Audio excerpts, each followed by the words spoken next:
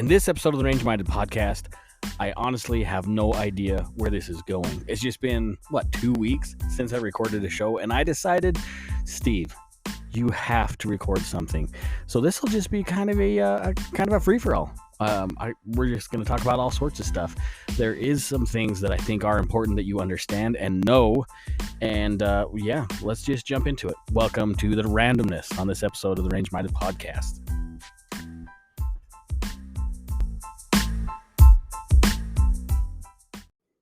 So like I said in the intro, I have no idea where this show is going to go, this particular episode. But we're just going to wing it. We're just going to go for it. I'll probably monolog, which I know you guys love it when I monolog. So whatever it is what it is. Let's jump in with this first. Because I think it's important for us to understand, and you've probably seen this video floating around on the YouTubes. Is my mic sound really vibrating to you? Let me fix this real quick here. Maybe I gotta turn down that gain or something. Anyway, so the ATF visited the owner of Moonlight Industries. They make a lot of apparel for high-speed dudes in the military. Now this video, maybe you've heard excerpts from it. Maybe you've actually watched the whole video. We're gonna kind of listen to this whole video as it plays. It's about 4 minutes long. And I'll pop in and out here. Let's start with this. It opens up with them visiting this guy. I own the company Moonlight Industries. Okay. Oh, really? So we make like low visibility. Oh, really? We specialize in right now we have a contract with SEAL Team 6 actually. Okay. We make their low visibility MP7 rigs. Oh, nice. So as it opens up, he must be recording on a cell phone. There's two people there. From what it looks like, one, the gal here, she is an FBI special agent, or not FBI, excuse me, ATF agent. And the other one is probably local law enforcement. Now, the reason why they tag team up is because the federal agencies can't really enforce local laws, and the local agencies can't enforce federal laws. So that's why they team up on here. Yeah. Okay, cool. So were you expecting us? Well, what didn't surprise me when I saw a guy in a plate carrier showing up. So Well, got the we're Ultima obviously- OTBs on. So. Yeah, no. So the reason why we're here is because I don't know. I'm sure you're aware that just recently the ATF classified the FRTs, the force Sure. reset triggers, Mhm. as machine guns. Yeah. So we are aware that you may have purchased some of these FRTs. Okay. So when I first watched this video, that statement right there made me wonder. What'd she say?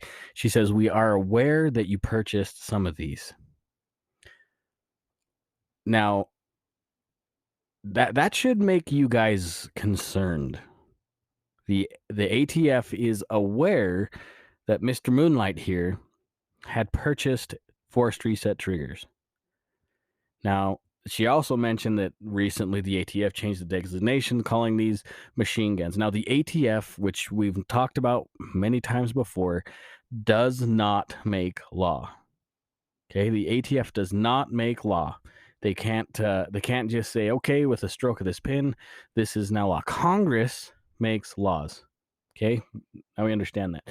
So for her to say, there's a new law says they're now machine guns, that's not quite accurate. What ATF does have is kind of a do what you want card, like a hall pass, I guess you could say, from Congress in the past, saying, yeah, okay, you can go ahead and you make the decision on what things are, and then you enforce those decisions. Now, that's not fair for the American public because Congress makes laws, okay? But like I said, what made me nervous or frustrated in the beginning is when she said, "Oh, we know that you have these." Ma'am, how do you know that I have these? I'd like to know that information. Okay. So now we are having the whole agency is basically reaching out to these purchasers. That's The whole agency. So it is a broad stroke. Okay.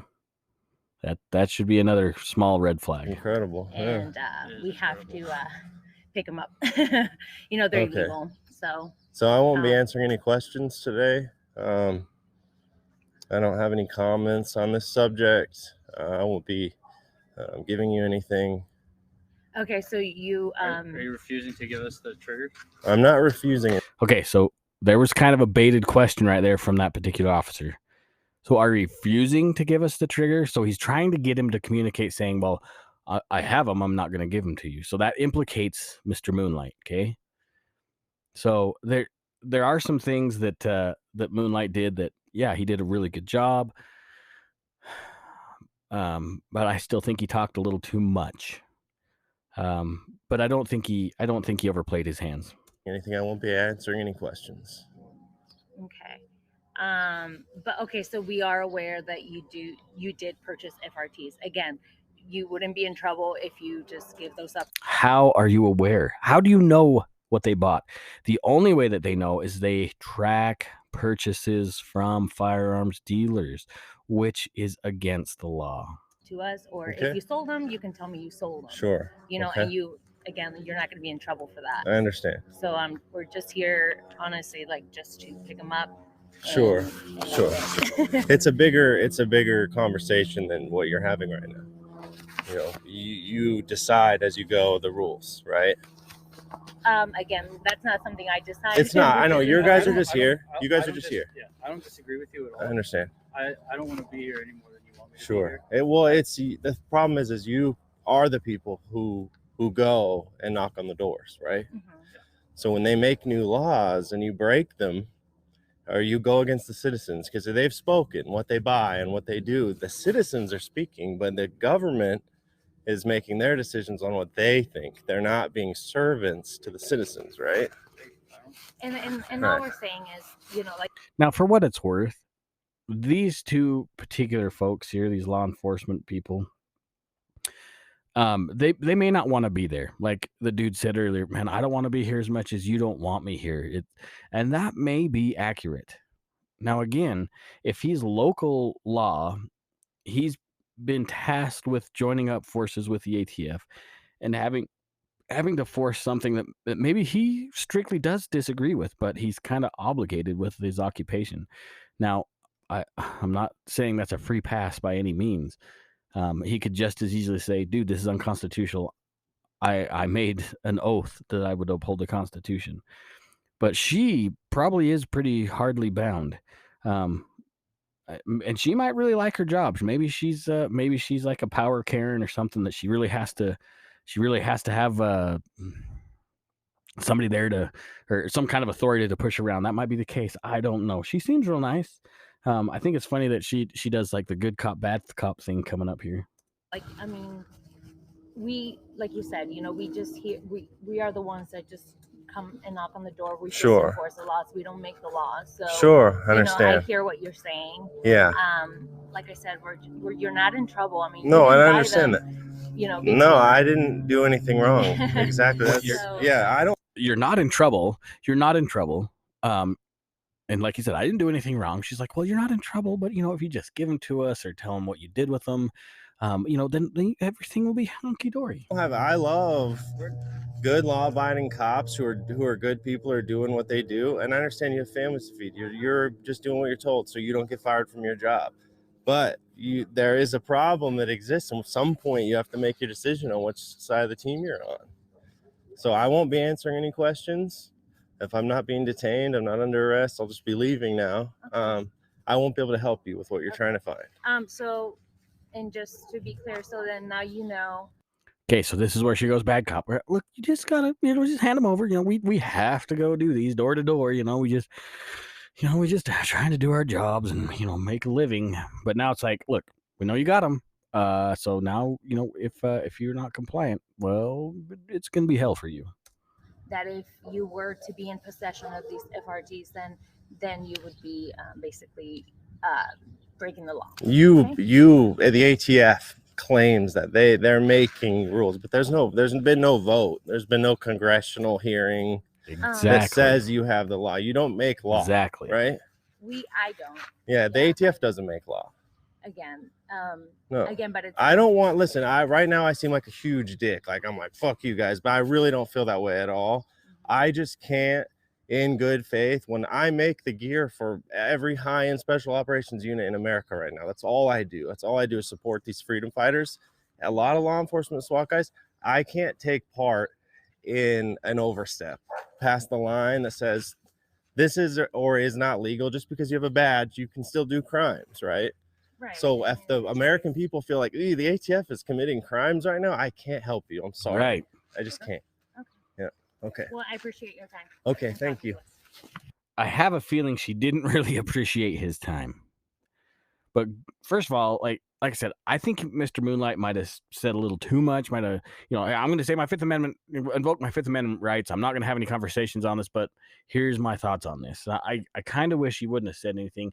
Not that he did anything wrong. Uh, I don't think he spoke anything out of turn or something illegal. But in turn, he was 100% right. Right? The ATF has no power in this. They're just an enforcement agency. They don't make law. Again, Congress makes laws. And that's what we saw recently when I talked about a few episodes ago, the ATF director meeting with Congress, and Congress is, fed up, quite honestly, with the ATF's ridiculous overreach. And we got champions like Massey and others in Congress saying, "Hey, you're done. Stop. You can't enforce unconstitutional laws. You don't make law. We make law, and you need to sit down and be quiet. We're taking the toys away, children." Anyway, I just wanted to share that video with you. And again, I could have described it, I know, with my expert narration skills, but I wanted you to hear the audio for yourself. I wanted you to hear the ATF agent say, "We know what you've bought. We know what you have." Anytime you use a credit card at a gun store, or heaven forbid, post stuff on Facebook or YouTube or whatever, the ATF is working, obviously, with other government agencies and non-government agencies to track your purchases. That in itself should be infuriating to you. We have, to coin a phrase from years ago, Big Brother is paying attention to whatever we do, acting like we're the criminals. It's ridiculous. Absolutely ridiculous. Why are they tracking our purchases? That's why we got to stop saying, "Well, I lost my guns in a boating accident." That's a stupid ass joke. Get over it. It's like a FUD joke now. Okay, it's over. It's over. They know what we have.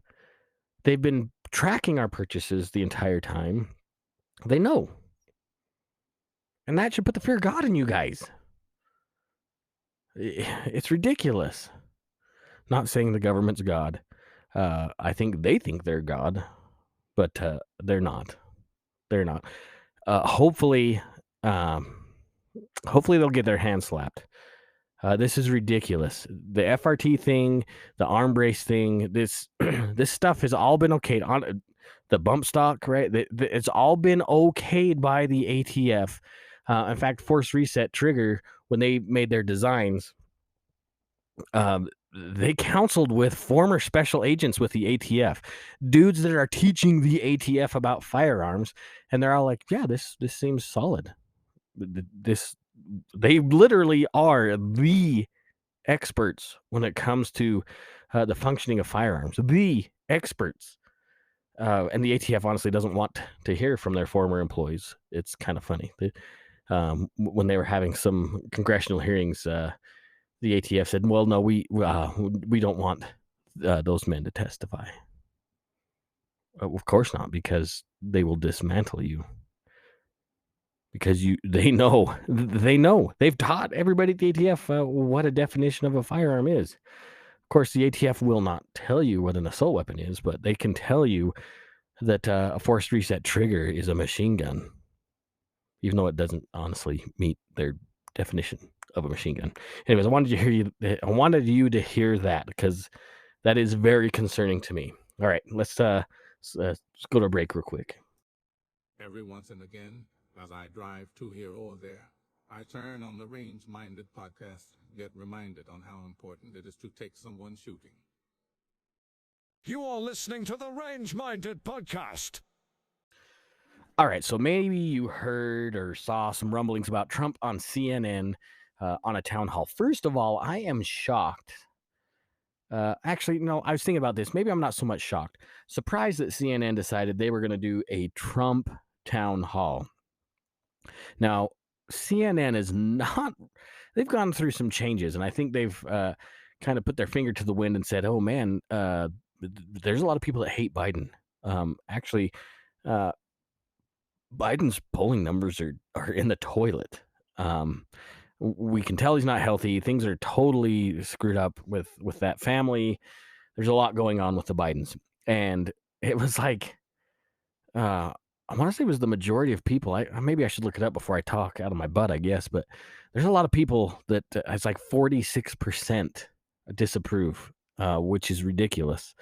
Lowest poll numbers of any president this time in their presidency is kind of crazy. Anyway, I think CNN created this town hall to try and make Trump look bad, so they had these sound bites that they could use for, all the way up to the election, the next presidential election. Say, look what Trump said. He's crazy. He's psycho. But honestly, Trump is Trump. I think he handled himself as expected. And most CNN people were like, I can't believe we did this. What a mistake. Anyway, but there's something we need to understand. There's something you need to hear from Trump's own mouth. I think this is just, my personal opinion. I think Trump was a good president while he was in office. In the grand scheme of things, I think he was a good president. I think he was the right president for the time. I definitely don't agree with him 100% all the time. And this next example highlights some information. I want to go through this with you. I want you to hear this, and I want to have a discussion about this because this is a big deal. All right. Trino has been waiting very patiently. He's a student at St. Anselm. He's a member of College Republicans. He's an undeclared voter right now. He supported you in 2020. Bobby, what's your question for President Trump? Hi, thank you for coming. This is a bit of a pivot, but with gun violence and mass shootings in the news cycle recently, I'm worried that state governments and the federal government are going to act to repress gun rights. Under your administration, you instructed the Department of Justice and the ATF to ban bump stocks. If elected president again, how would you act not only to defend our Second Amendment rights, but to restore rights that have been taken from us, such as, by example, recently the ATF's ruling on the pistol stabilizing braces? Yeah, as you know. Okay. This question is fantastic. This is a young kid, pretty young voter, and he has a great question in my perspective. There's a reason. First of all, I think there's a reason why CNN allowed this question, which is crazy because I think they want the crazy gun questions to show how nuts us gun owners are. But it was a solid question. Under your administration, you directed the ATF and DOJ to make bump stocks illegal. Now with these mass shootings that we've seen and apparent increase in gun violence, what are you going to do if you get elected president? Great question. Listen to this response closely. The bump stocks are actually a very unimportant thing. And NRA, I went with them and they said it doesn't mean anything. Or actually, all they do is teach you how to shoot very inaccurately. I'm worried that Did you hear what he said? I went with them and they said it doesn't mean rights that have been taken from us. Okay, it's hard for me by example, to recently, rewind the ATF's well ruling on the on this, pistol okay? stabilizing braces. Yeah, as you know, the bump stocks are actually a very unimportant. Okay, so he's discounting his decision already. The bump stocks, they were very unimportant. They were unimportant thing. And NRA, I went with them and they said, okay, that's what I wanted you to hear. Okay, not just listen to it, but hear. President Trump, I shouldn't call him Mr. Trump. He was the president. He said, well, they were very unimportant thing, and I went along with the NRA. The NRA. Sorry. It's not a very good Trump impression. I need to work on it. They went along with the NRA. Now, remember, we talked about the NRA last week, or 2 weeks ago, last show. Yeah. So, who is directing is the NRA pro-gun? Like, do they like constitutional rights? Yet they instructed or gave their opinion to Trump as he was president to say, yeah, go it. Just they're super unimportant. Nobody really wants those things anyways. Go ahead and make them illegal. It doesn't mean anything. Or actually, all they do is teach you how to shoot very inaccurately. So we did that. There's been nobody that's protected the Second Amendment, as you know, like I have. Wrong. Fake news. Fake news. Fake news. Protected it through thick and thin, not easy to do. But we have a very big mental health problem in this country. And again, it's not the gun that pulls the trigger, it's the person that pulls the trigger. I can agree with that. And we have to protect our Second Amendment. We have to protect our Second Amendment. Mr. President, you dealt with a lot of mass shootings when you were in office. This year, Listen. there have already been more than 200 mass shootings Okay, in we 2023. talked about that. That's not If accurate. you are reelected, are there any new gun restrictions that you would sign into law? I would do numerous things. For instance, schools, we would harden, very much harden. And I'm a very believer. I believe in teachers. I love teachers. I think they're incredible. And they love the children, not quite like the parents, but they love the children in many cases almost as much. Many of these teachers are soldiers, ex-policemen. They're people that really understand weapons. And you don't need 5% of the teachers would be more than you could ever have if you're going to hire security guards. But in addition to that, have security guards. You have to harden your entrances. You have to make schools safe. And you can make other places safe. But it is a big mental health problem in this country more than anything else. And remember, we have 700 million guns. 700.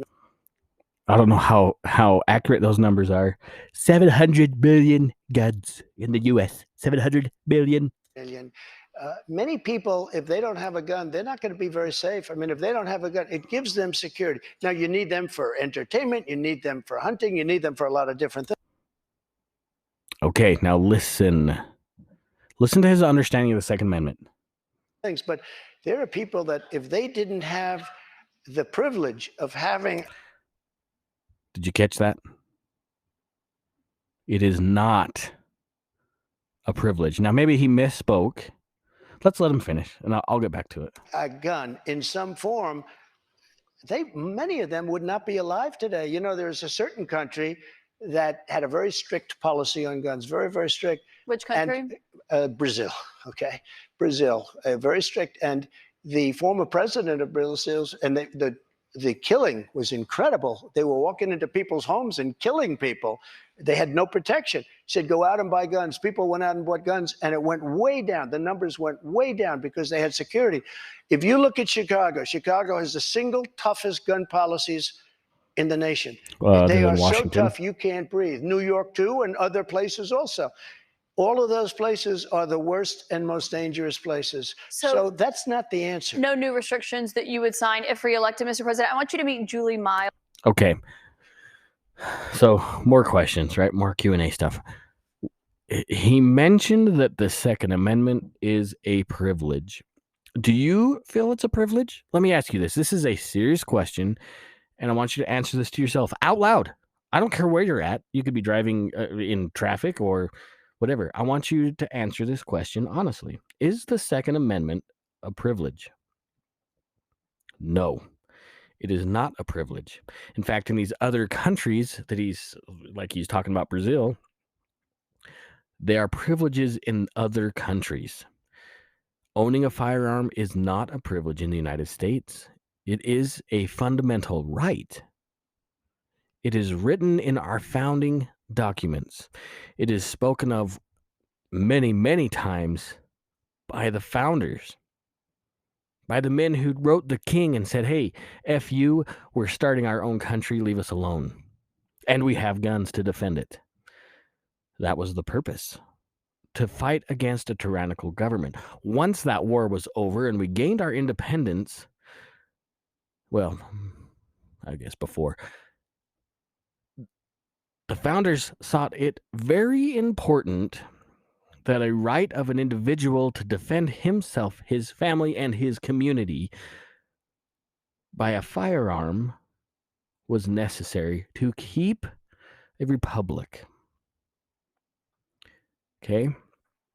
Now, again, maybe Donald Trump misspoke. Maybe he meant to say a right. I'm not 100% sure. He's a very calculated man. He is a very intelligent man. He seems to have his faculties in order. He can communicate.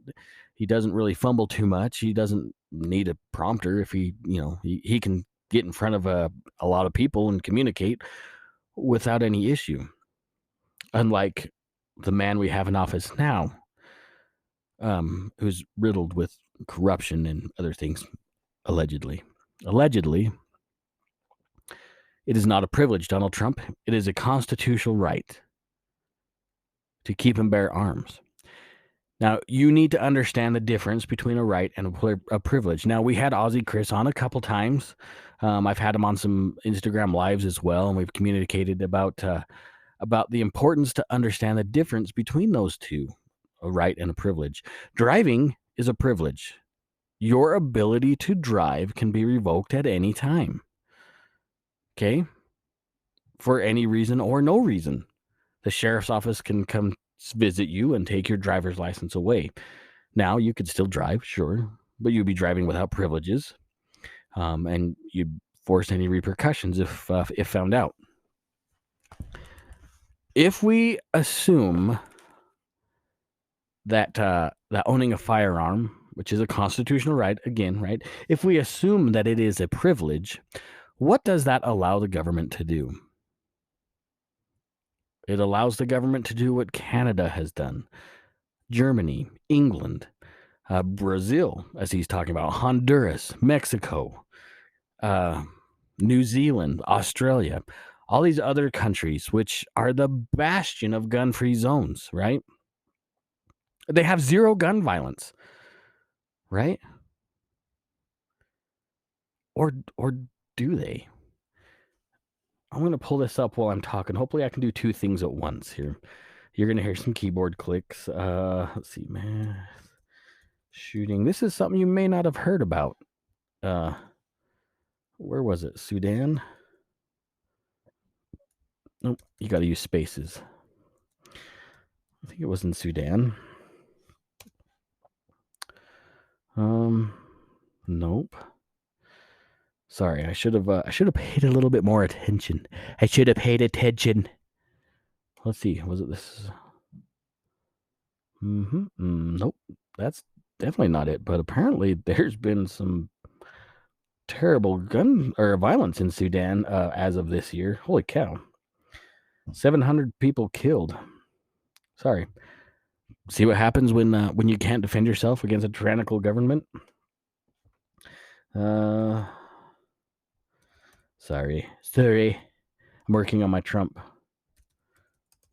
Let's see. Where was it?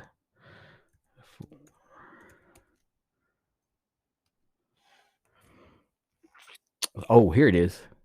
Serbia. Sorry for that slight delay. So there was a mass shooting in Serbia. What happened was this 13-year-old boy decided he was going to massacre his school. He had maps of the school that he had drawn. He had a list of people that he was going to, do things with the firearm against. He, in fact, did carry out some of his mission. He shot 8 students, all of which were children, and he shot 6 other students. Let's see. Okay, so let's read this. This is this is ABC News. 13-year-old student entered his school in the capital of Belgrade at 8:40 a.m. on Wednesday and began shooting. 8 students, all children, and a security guard were among those killed. 6 other students, as well as a teacher, were injured and taken to the local hospital. The suspect is in custody, and the police say that he has confessed for his crimes. Now, interesting thing about that is, even though the heinous act of which he did, he's not going to be charged. Apparently in Serbia, apparently in Serbia, he's too young to stand trial, but his father is facing criminal charges and will be punished, I'm sure.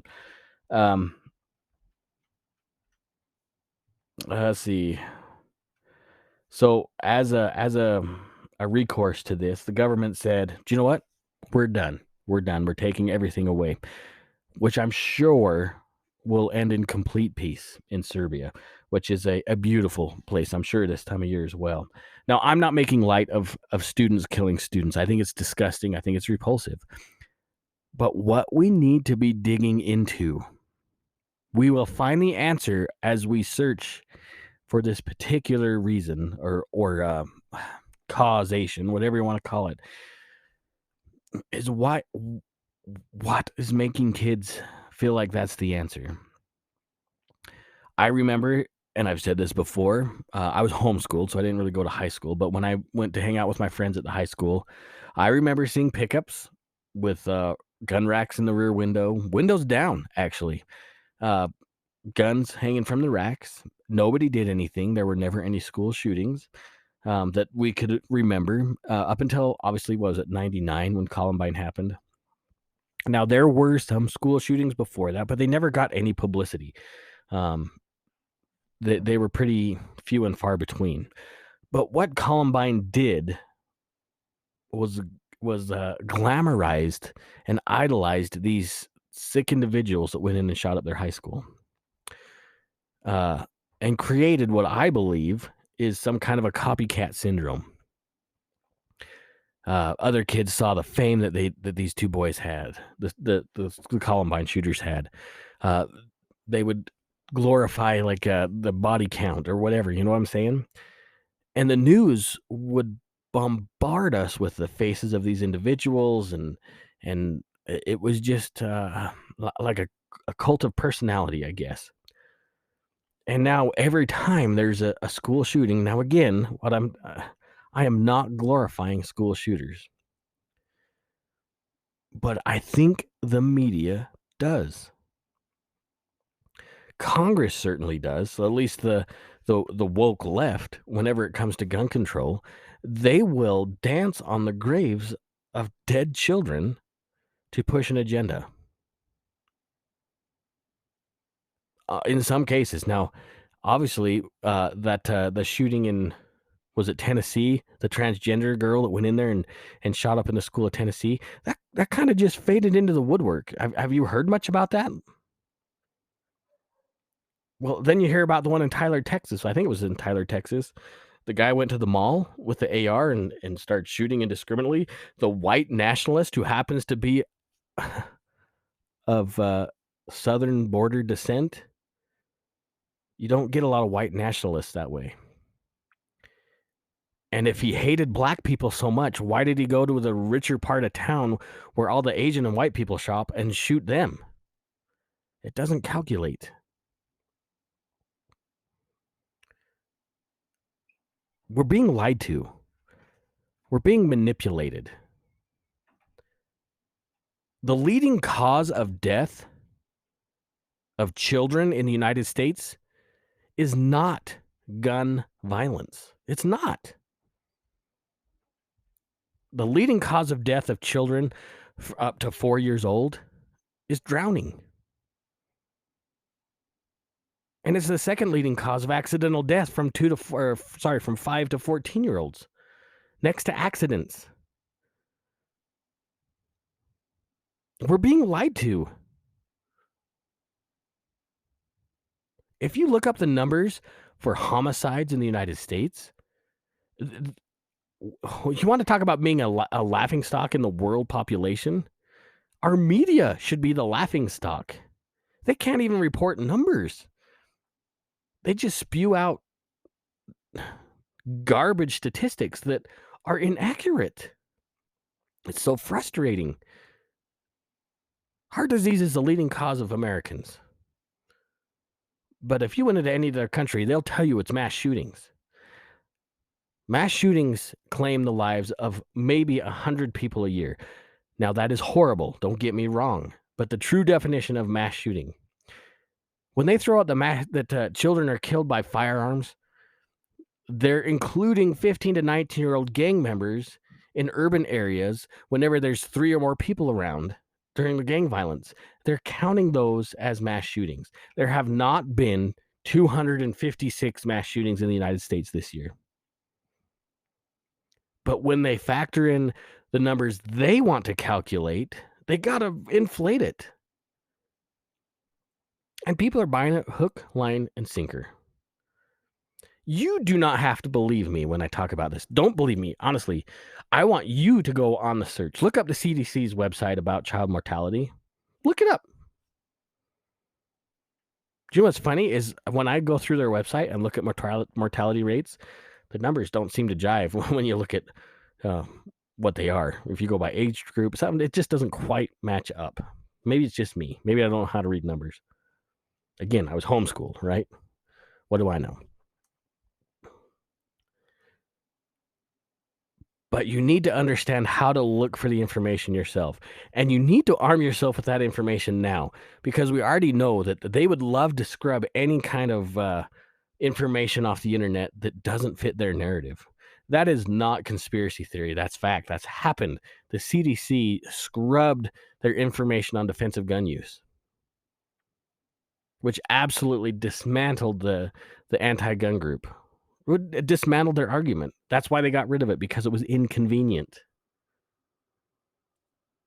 Guns save more lives than they take in the United States. Look it up. Look up John Lott. He did some research on it. There was another professor, I can't remember his name off the top of my head.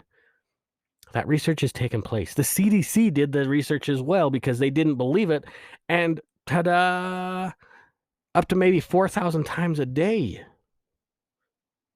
Millions of times a year. But instead, they want to throw in gang violence to meet their narrative. Now, again, murder is awful. Murder is heinous. Murder is evil. School shootings are terrible. If you guys remember, my daughter, her school had a shooting. That was 2 years ago this week. 2 years ago. And they're still traumatized. They're still traumatized from it. It is an awful thing that our kids have to worry about that. But taking guns away isn't going to solve the problem. That might be a short-term Band-Aid at the best, but it's not taking the hate. It's not taking the despair, the anguish. It's not solving those problems. Whatever these individuals are lacking and they think they need from perpetrating evil, that's where we got to dig into it and see what has changed. When my dad was a kid, well, yeah, he wasn't a citizen really. I mean, he's an immigrant, okay? But let's just say the generic hypothetical 1960s teenager. They could order a gun from Sears and Roebuck, have it delivered to their house, and you never heard of gun violence. Look through the papers, they just don't talk about it. People that grew up in that era, they're going to say, yeah, we didn't have to worry about it. What has changed? It's not the guns haven't changed. The guns haven't become more deadly. The AR-15, the round that is commonly used, the 5.56 or 223, that hasn't changed. That's an old cartridge. It's been around since, what, the 50s? And they'll tell you, well, it's so powerful, it just blows up the entire body. No, it doesn't. No, it doesn't. It's ridiculous. I know you guys know this, but I need you guys to do the research yourself too. You have to bolster your argument. You have not even no. You have to expand your understanding, because I don't want arguments around. I'm tired of arguments. We need conversations. You need to understand how to have a conversation with competent information. There's books out there. There's YouTube videos, websites, whatever. The time to be apathetic is gone. The NRA is not going to come save you. The other gun rights groups are doing the best that they can with what they've got. But But is it a losing cause? What good is it if we're not doing our part? What good is it? We have to be vocal Americans, not African Americans, not gay and lesbian Americans, not Oriental Americans. No, that's got to go. We have to stand together as Americans. No more division. We got to stop looking at what makes us different and focus again on what makes us the same. United we stand. E pluribus unum, with many one. United we stand. We the people, the first 3 words in the Constitution, we the people as a collective. Yes, I know, individual rights, I get it, I understand that. But there are no individual rights if we don't stand up for each other.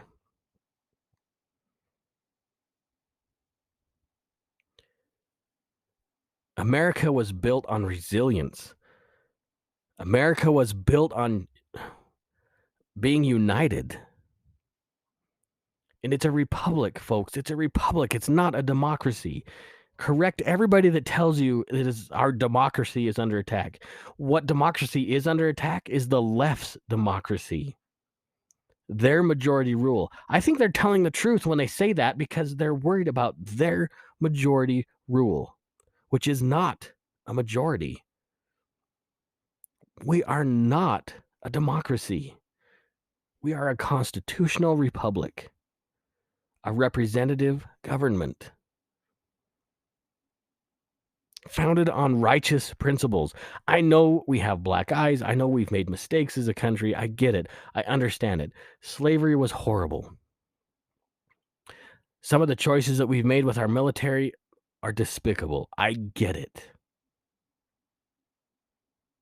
But you tell me that you've lived a perfect life as an individual. All of us can say we've made mistakes. All of us. But those mistakes don't have to define us. What makes us good people is rectifying the problems and being better. And America can be better. America is better. America is the best damn country in the world. But we're failing our kids. We're failing each other. And ignoring the real problem of what's causing the violence is not doing any justice. Ignoring what's causing the problems will just let it grow. Whatever the cancer is in, it has to be exhumed. It has to be removed. And that's going to include some tough conversations, some hard conversations, some moments when reality comes to play and we realize, man, we screwed up. But that does not come with forfeiting the Constitution of the United States. That does not come with forfeiting your constitutional rights of speech, of religion, of assembly, of defense, of property. Why do you think the left is so hell-bent on removing those privileges from us? Oh, look, I just did it. I just called them privileges. They're not privileges. They're rights. Be vocal about your rights. Be a good steward of not just the Second Amendment, but all of them. Please take somebody shooting. Let them see how much you love your firearm. Let them see how normal it is to own a gun responsibly in the United States. Be a good example to those around you and be that shining light on the hill. Some of you know what I mean. All right, well, that's the end of my monologue. Guys, I appreciate your time. Thanks for hanging out with me today. You guys are awesome. If you have any other ideas for a show, email me, rangeminded@gmail.com, or message us on Instagram or Twitter or any of those other places. Take somebody shooting. See you guys.